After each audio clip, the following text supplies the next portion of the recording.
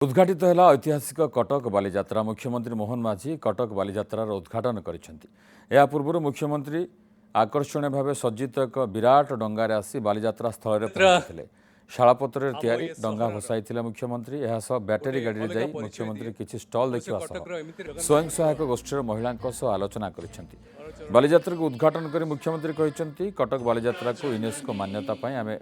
चेष्टित अच्छे बालीजात्रा को निश्चित यूनेस्को मान्यता मिल सेहीपरि बंदर भित्तिक अर्थनीति राज्य सरकार चेष्टित अच्छा राज्य में नुआ बंदर पर केंद्र सरकार 50,000 कोटी टंकार मंजूरी दे सारी 2030 सुधा पण्य परिवहन क्षेत्र में ओडिशा नुआ इतिहास सृष्टि कर खूब शीघ्र गंजाम जिलार बाहुदा बंदर होब राज्यर द्वितीय बृहत बंदर बारवाटी दुर्ग गड़खाई पुनरुद्धार और सौंदर्यीकरण डीपीआर प्रस्तुत हो सारी खूब शीघ्र काम आरंभ हो मुख्यमंत्री कहते कटक बालीजात्रा 10 कोटी टंकार सरकारी अनुदान मिल उद्घाटन उत्सव में घोषणा कर मुख्यमंत्री पूर्व एथपाई 2 कोटी टंकार अनुदान मिलुला।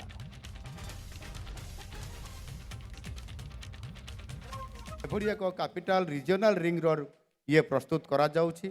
जो थी कि भारत सरकार एथिरे आमको संपूर्ण भाव में सहयोग करी 8,308 कोटी टंकार आर्थिक व्यवस्था आज आमको प्रदान करिसंती जार लंबा हूँ 111 किलोमीटर 6 लेन विशिष्ट ये जो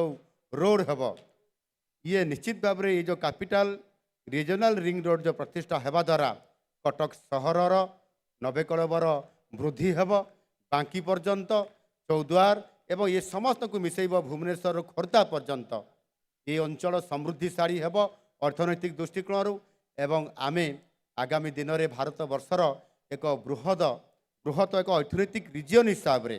इकोनॉमिक जोन हिसाब से आम ये अंचल प्रतिष्ठा होगापी जाऊँगी आउ